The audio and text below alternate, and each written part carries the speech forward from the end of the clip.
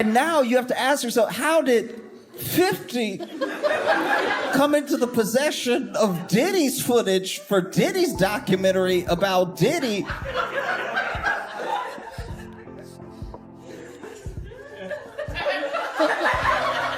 This is crazy because he's making a document himself, but then he took that documentary.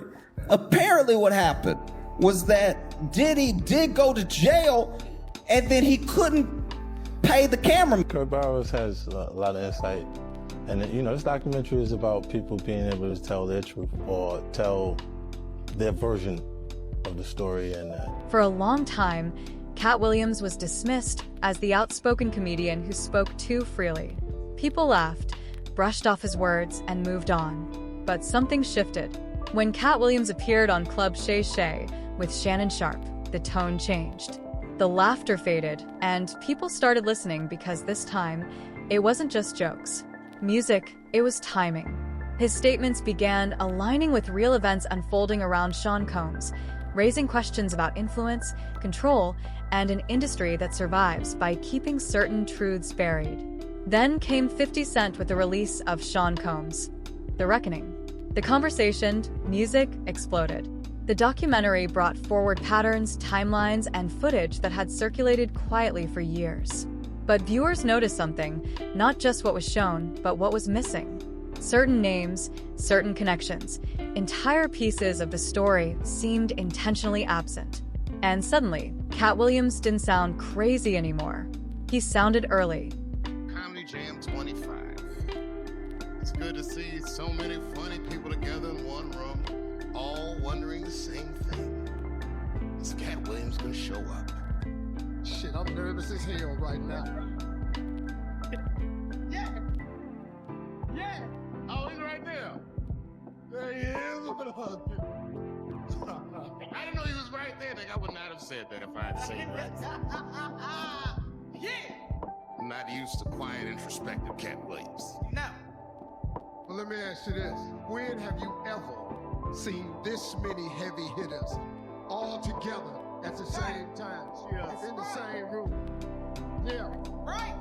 The food to the poor, they was on the streets getting people off of drugs, so they knew Pac had that in them.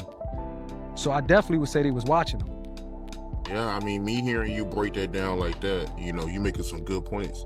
And not only that, Pac himself had disdain, he had hatred for cops. Well, crooked cops, let's say that, you know what I mean? Because the same thing, you gotta understand, a lot of his music, he was going against the cops. And off his, even personal, when we around him, he just had a hatred for crooked cops. So one thing about Pac is that, but he used to always say, like, if there's a cop that really do his job and he's feared, we love him. But because he went through what he went through as a kid, you know what I mean? They used to have to, you know what I mean? They used to be in a building and then waking up and they got to put peanut butter all over the walls to hide the prints because the FBI is coming. They had to run to another house. So he grew up in that environment. You know what I mean? And then he got police brutality against him when he was crossing the street. And then he hear how they put a shotgun to his mother's stomach while she was pregnant. So if you hear this as a kid, you're gonna naturally have a disdain or hatred towards the police. When he got older, he realized that all having them come to different places and have sex, it was that too. Cause let me just tell you something, man. The feds ain't give a damn about Cassie getting her ass whooped in that hallway. Let's keep it a buck. We had several times that we've seen professional athletes smack and beat up their girls on camera. Jay-Z got his ass whooped by his sister-in-law on camera.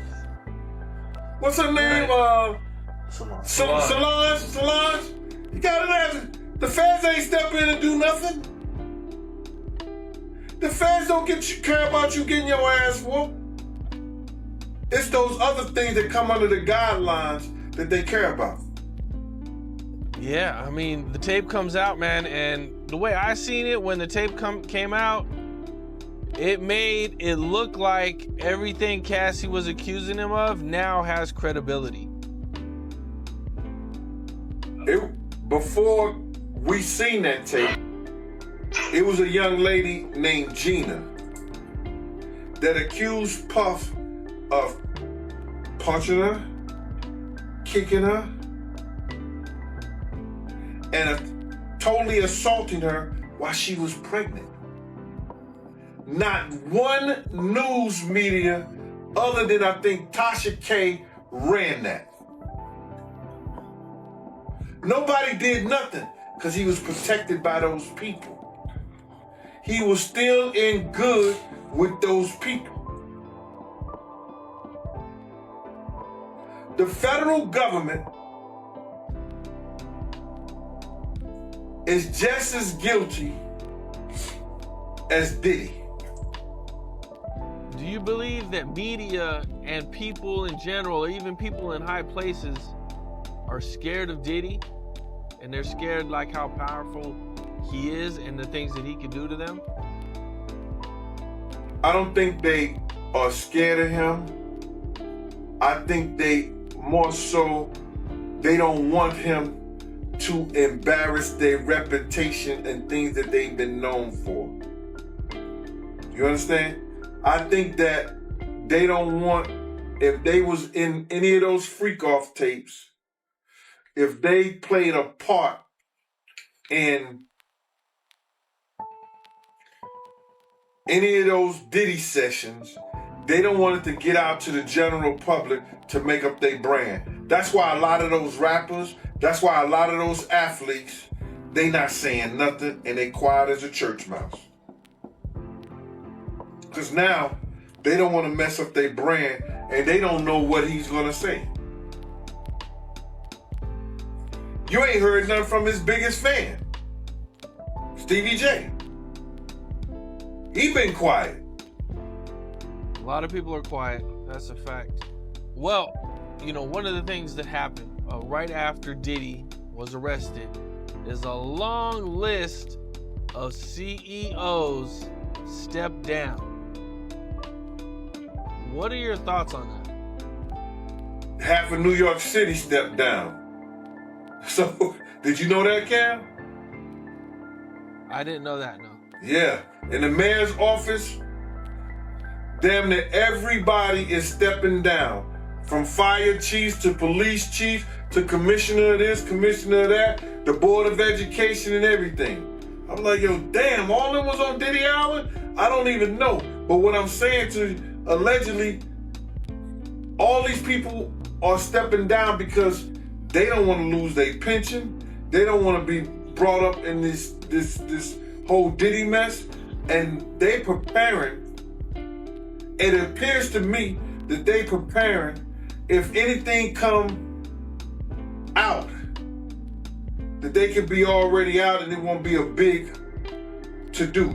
They already someplace else. They already living a whole different lifestyle. So if their name came up, it won't be real big, great news because they're not in those positions anymore. That's what it appeared to me. They was getting out those positions so that it won't be a whole media race if they name come up in any of that stuff. They'd be like Kevin Lau, oh, the former CEO of, you know what I'm saying? It'll go away. But if he was still working there, then it'd be a... Well, on all honesty, brother, you would have to ask him that. You know what I'm saying? But if I'm looking at it like that, then I know, you know, those mansions are heavily guarded, one. Two, he wasn't getting the love that he would get. I don't think he getting love in LA. I don't know. He say he owns LA, he runs LA, he runs Miami, and he runs New York. So by him running LA, as he say he does, I would feel comfortable too. You know what I'm saying? If I knew for a fact that the person they got, and that was enough to call back all of everything, I would feel that comfortable too. But I wouldn't live there. I wouldn't go there. I'd do business and get on out of there. if I was still afraid. I don't think he may have not ever been afraid. You understand? Because he never acted like he was afraid for whatever reason it was. I can't pinpoint it myself, man. The kid had me running around California like it was a joke, and I knew better than that. So by Mace saying that, I guess Mace was like probably putting the finger on Puff a little bit. Yo, dude, you know why you living out there now, because you know big murders was enough to make everything be smooth, whatever that everything is. Do you think Puffy know who was responsible for Biggie death? Do you think he got some inside info on who killed Biggie? Because the murder is still unsolved, so that is wild for him to be living in LA knowing that Biggie got killed in LA, knowing that the murder is still unsolved. That's crazy, man, when you think about it. Well, if he's listening to the FBI, he knows what happened to Big's killer. He knows what happened to the people who was behind that. If he's listening to the FBI. If he's listening to the streets and everything like that, still in all, they wanted him just as much as they wanted Big. If so much they wanted Big. We knew that Big was having flack from the dog pound cats and maybe a few dudes at Death Row, or maybe not. Puff was having flack from the dog pound, I guess, and he was trying to straighten that out. That's probably the reason why him and Snoop went to that thing with the Steve Harvey show. But anyway, I think Puff was just trying to air some stuff out. So he knew Big was leaving his label. He knew Big was starting his own label, having his own thing. So he was trying to straighten out as much as possible so none of that shit that was happening with the Junior Mafia would go over to Bad Boy and their artists when they start their new thing. Rat Pack, and I don't want to even say their names because they said I got their names wrong last time. What's his name? Kushner? What's the other guy? Leonardo? Yeah, his name. Man, I don't keep up with these cats. But I heard that that's not only the tape that's being shot. There's some other tapes out there, other people too with him. And him doing some things with some other people. So it's quite a few tapes that might be out there, what they're hearing. And I don't want to see the tapes, but I want to know if they really true. Because if they got if they got some tapes out there and it's with some underage, whether it's celebrities or not, it's gonna be crazy, bro. It's gonna be real crazy. And they're gonna have to bring that to forefront because the prosecutor's gonna want those tapes. And they're gonna do whatever they have to do legally to get those tapes. No ifs, ands, and buts about it. So we just better hope for his sake, that that's just a bunch of bull crap. But then there's lawyers out there saying, yeah, the tape does exist. Lawyers got on television to say the tapes exist. I don't really know or trust that, because they was trying to say he had a tape with one of the bodyguards and this lady that came out. So we don't know what to think until we actually see that and we get that version. You remember we had that bootleg version of R. Kelly tape? Yeah, I remember that. They don't even bootleg. Yo, they don't even bootleg no more, man. So it's gonna be hard to figure it out if it does exist. Do you believe the guy in the tape is white? If he's bigger than Diddy and he's not none of the names that I said, probably so. But then they say he was young too. Yeah, they say he was young. Let me get his name right. I hope it ain't the Bieber. I hope it's not the Bieber. That's a good one. It might be him. But if they saying that the guy is young and he's an A-lister, I can't think of that many black people, man. Right, not at all. And somebody that's more powerful, more of a celebrity than Diddy. You understand what I'm saying? If they were saying somebody that was more celebrity than Diddy, he was an A-lister, he was younger. You know what I'm saying? And if he's not black, it would have to be the Bieber. That's his name, Bieber? They said I got that wrong too. Justin Bieber, allegedly. I don't know, bro. Right. But when you heard the news that Diddy, he had to cheat with another man, did that catch you by surprise or no? Well, all this shit is by surprise to me. A lot of this shit is by surprise to me, to be totally honest, man. Because I knew Puff, I knew Puff Daddy, I knew Diddy before he was Love and Brother Love and back to Diddy. So, no, but the diddler, he's the diddler now. A lot of it's surprising, but it's not unheard of. Because you hear of all kinds of shit, and whether it registered with you or you internalize it or something like that, that's a whole nother story. But a lot of this stuff is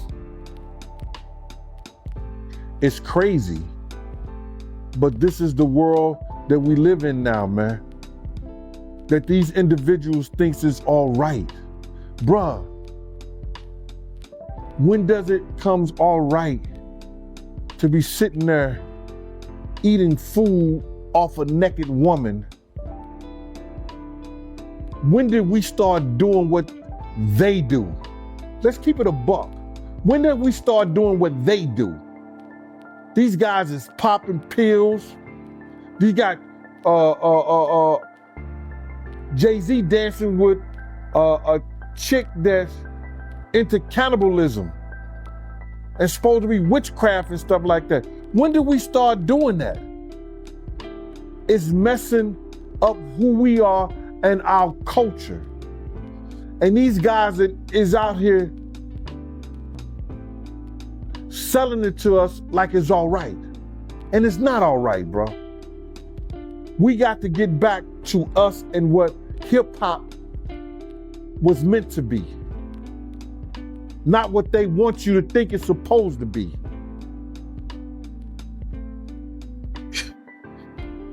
Moni Love was there. Cousin Sonny was there. Imrel was outside smoking a blunt, so she missed the infamous picture with all of us together with Katt. And me and him sitting next to each other, two hats on, two cats in the hat. Yeah. And he taught me so much in 9 months. Walking away was hard, but it was when the Illuminati first started coming after him. And I'll never forget the day when they breached the house. And I left. You know, back in that moment, Katt was still wearing Kevlar to bed. I would get in bed with him at night and he would have Kevlar on in bed.